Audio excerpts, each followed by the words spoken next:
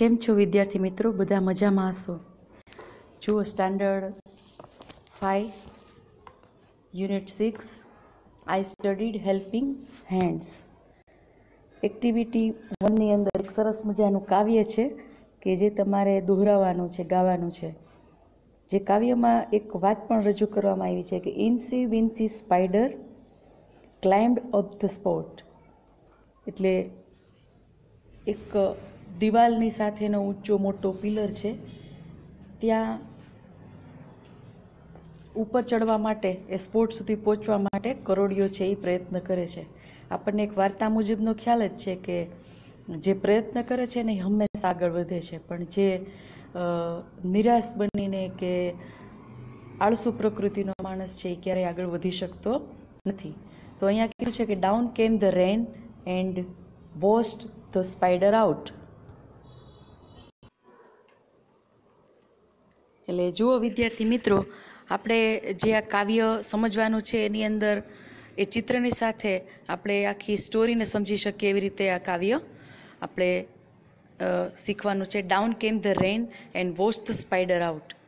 જ્યાં સુધી એકદમ વરસાદ ચાલુ હોય છે ત્યાં સુધી એ જે કરોળિયો છે ઉપર ચડી શકતો નથી, એ વારંવાર નીચે આવે છે.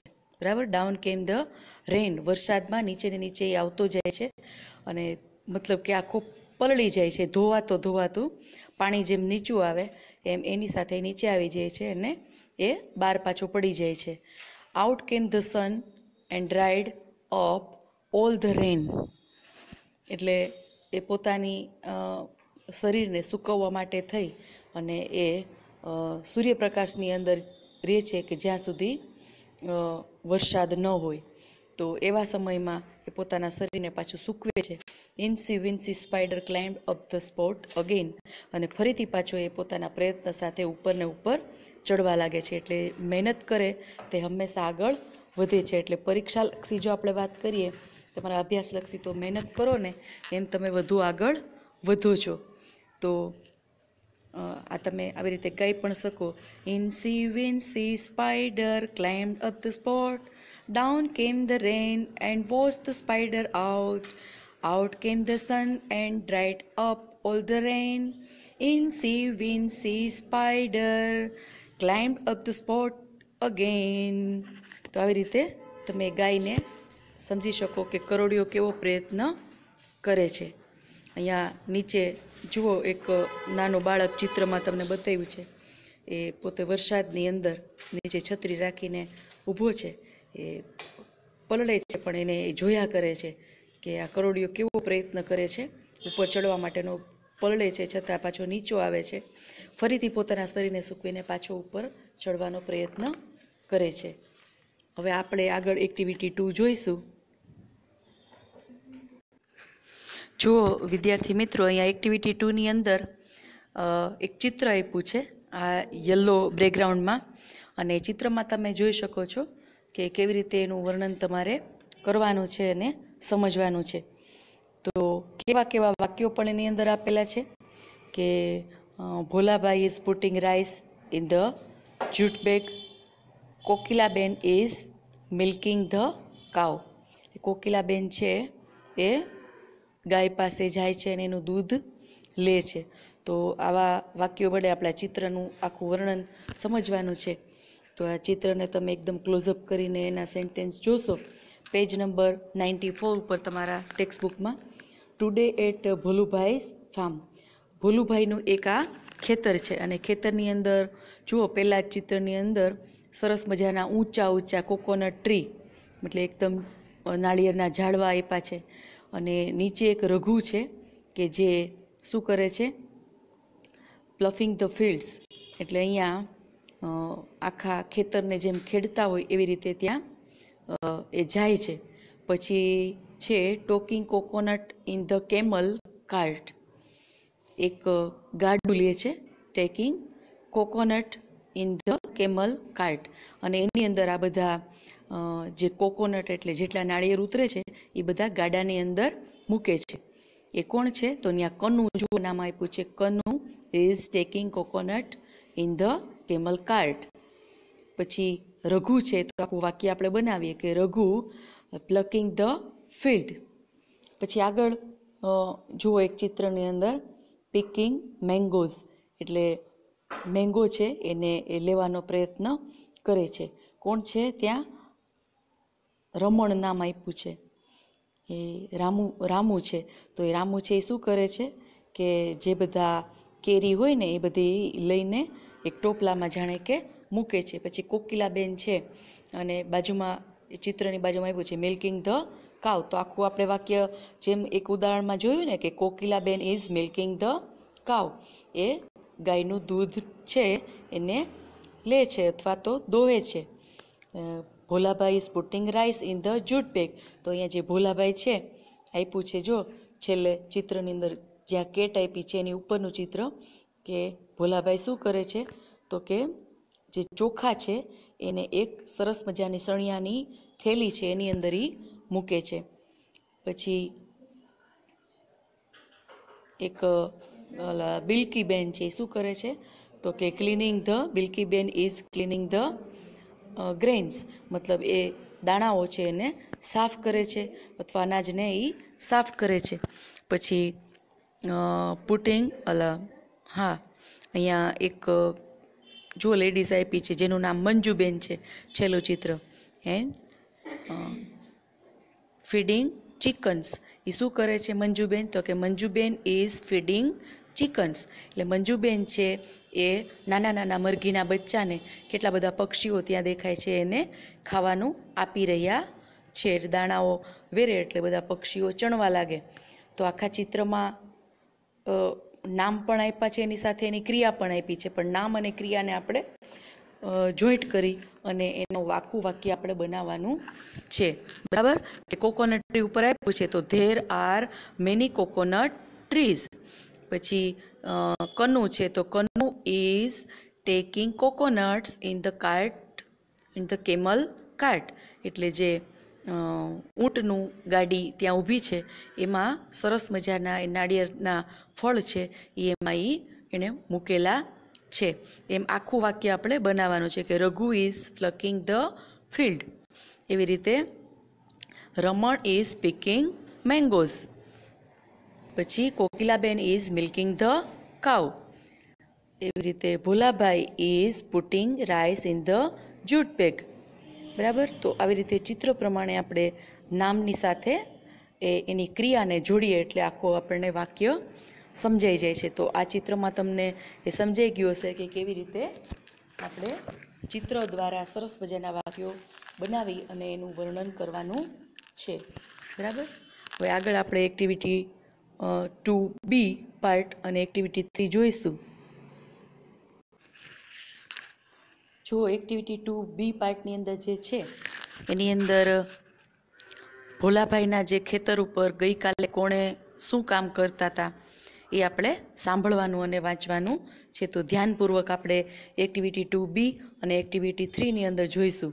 તો એક્ટિવિટી 2ની અંદર બધા જે શબ્દ આપ્યા છે એ વાક્યની સાથે, તો એને આપણે વાંચશું ધ્યાનપૂર્વક, અને પછી એક્ટિવિટી 3ની અંદર આપણે એ એક્ટિવિટી 2A અને એક્ટિવિટી 2B એ સરખાવવાનું.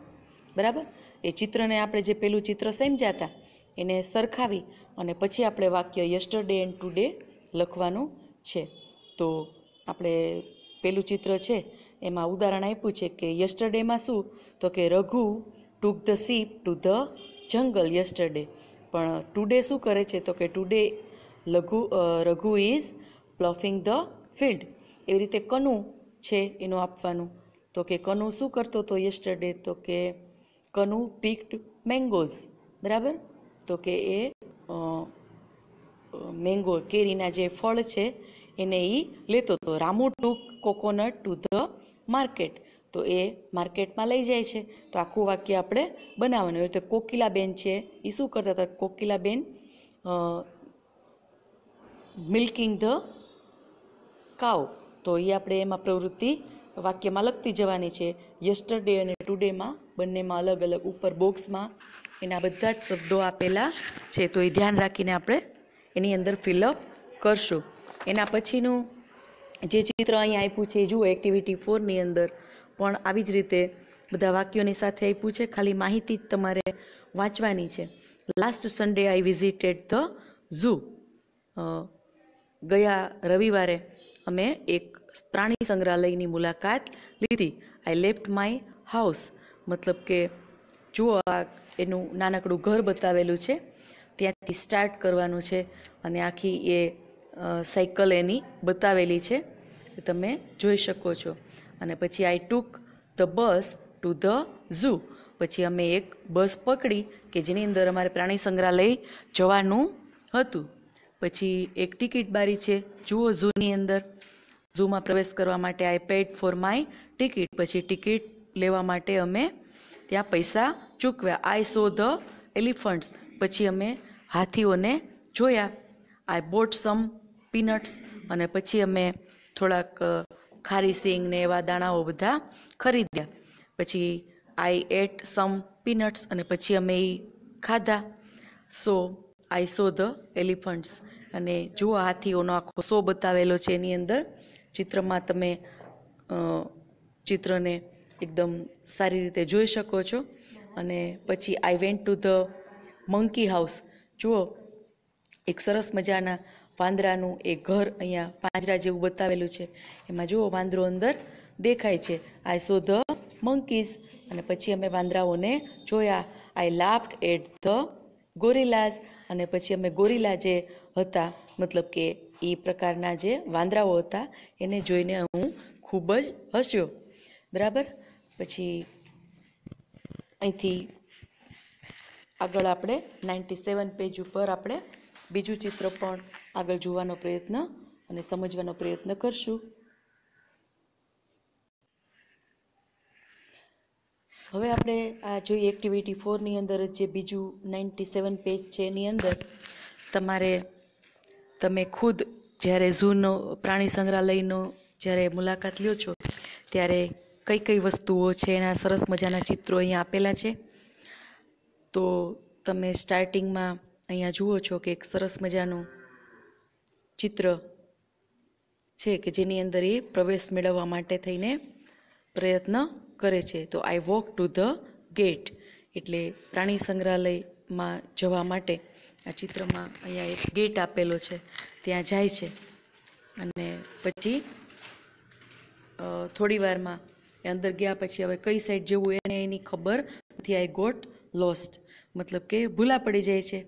અને પછી શું કરે છે? આઈ આસ્ક્ડ ફોર ડિરેક્શન, મતલબ કે સાચી દિશા મેળવવા માટે એ ત્યાં ઊભેલા માણસને એ બધું પૂછે છે. અને પછી શું કરે છે? તો કે અમને સંભળાણું કે આઈ હિયર્ડ ધ લાયન રોઅર, મતલબ એક સિંહના ત્રાળ, જેમ સિંહ પાડે ને તો એ ત્રાળનો એકદમ અવાજ સંભળાયો. આઈ રન અવે, અને પછી હું દોડવા લાગ્યો. આઈ લુક્ડ એટ ધ લાયન્સ, હું સિંહની સામે જોવા લાગ્યો. પછી આઈ રોડ ધ ઝૂ ટ્રેન, પછી આમ ટ્રેનમાં બેઠો. આઈ વોચડ ધ ડોલ્ફિન્સ, પછી એક ત્યાં ડોલ્ફિન પણ જોઈ, માછલી જે બહુ જ સરસ પાણીમાં તરી રહી હતી. આઈ સેડ, કે એ જોવાની ખૂબ મજા આવી. અને પછી આઈ સેડ, એવું ધાર્યું કે ચાલો હવે હું આ ઘણું બધું જોયા પછી હવે હું ઘર તરફ પ્રયાણ કરીશ. એટલે એ I said goodbye to the zookeeper, ત્યાં એક ઝૂ કીપર મતલબ કે પ્રાણી સંગ્રહાલયમાં જે બધું ગાઈડન્સ આપતા હોય, માર્ગદર્શન, એ ત્યાં હતા. તો એને એ કહે છે કે ચાલો આવજો. આઈ હરીડ હોમ, અને પછી હું એકદમ ઉતાવળમાં હતો. શેના માટે? તો કે ઘર તરફ જવા માટે. તો આ ચિત્રની અંદર આપણે જોઈએ છીએ કે બંને ચિત્રમાં એ સરસ મજાના શો જોવા માટે લાયન્સ, પછી મંકીઝ કેજ છે, એવી રીતે બધા જ ચિત્રો 1 બાય 1 જોવે છે અને સરસ પ્રાણી સંગ્રહાલયનો પ્રદર્શનનો એ લાભ લે છે. તો ચિત્ર દ્વારા પણ આપણે સરસ રીતે વાંચવાનો પ્રયત્ન પણ કરી શકીએ અને આપણને પ્રાણી સંગ્રહાલયની અલગ અલગ માહિતીઓ પણ મળે કે ત્યાં પક્ષીઓ પણ હોય છે, પછી પ્રાણીઓ પણ હોય, જંગલી પ્રાણી પણ હોય, અને મોટા મોટા કદાવર પ્રાણીઓ, સિંહ, વાઘ, દીપડા, હાથી જેવા પ્રાણીઓ પણ હોય. અને પણ ભૂલા પડીએ તો આપણે તરત જ આપણે સાચી દિશા તરફ જવા માટે કોઈ ત્યાં હોય ઝૂ કીપર, એને આપણે મળવું જોઈએ. એ પણ માહિતી આપણને મળી. અને ત્યાં કોઈને પણ પ્રાણીઓને ખીજવવા નહીં એનો પણ આપણને ખ્યાલ આવે છે. પાણીમાં તરતા હોય એવા જે જીવો છે એ પણ ત્યાં આપણને જોવા મળે. ડોલ્ફિન છે, શાર્ક છે, આવી બધી માછલીઓ છે એ પણ આપણને એની માહિતી આના દ્વારા આપણને મળે છે. તો પ્રાણીઓ જોવાની ખૂબ મજા પડે છે. બરાબર, તો આગળ આપણે એક્ટિવિટી જોશું.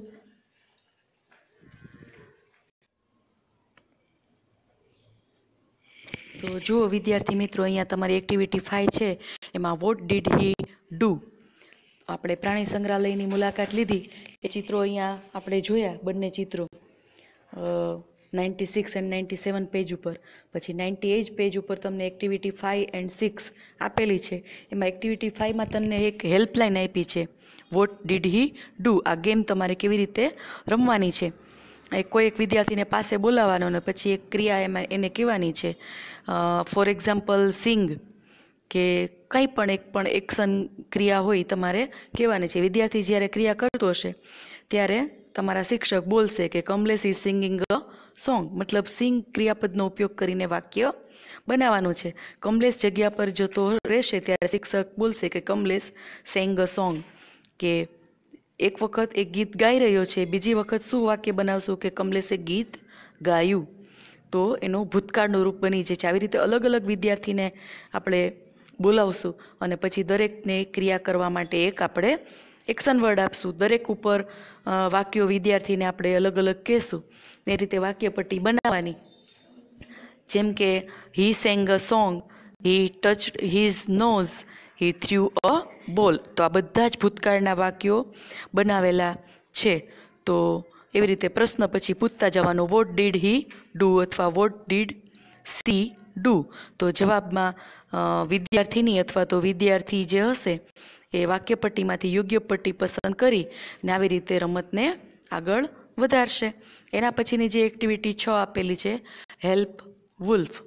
Once a shepherd boy went to the jungle, he watched his flock of sheep there.